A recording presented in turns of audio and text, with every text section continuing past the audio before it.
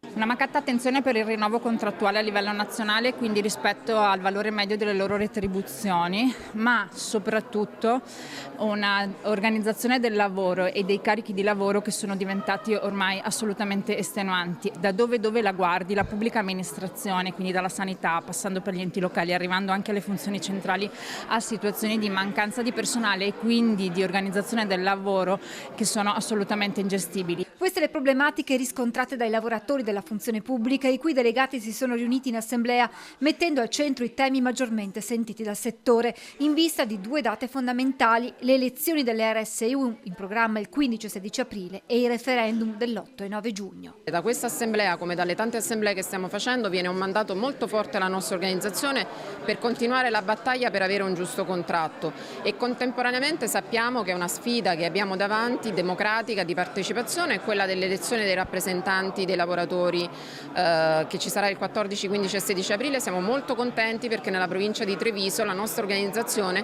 ha presentato più candidati, più liste. Nel panorama del settore pubblico, l'amministrazione locale ha un obiettivo ambizioso, spiega Paolo Galeano: essere una delle gambe che fa correre il nostro paese, ma questo richiede di tradurre in azioni concrete una serie di interventi. Investire nella pubblica amministrazione vuol dire dare grandi risposte al Paese. Su questo bisogna intervenire a livello salariale, a livello di sburocratizzazione e davvero con un disegno diverso per far correre il nostro Stato.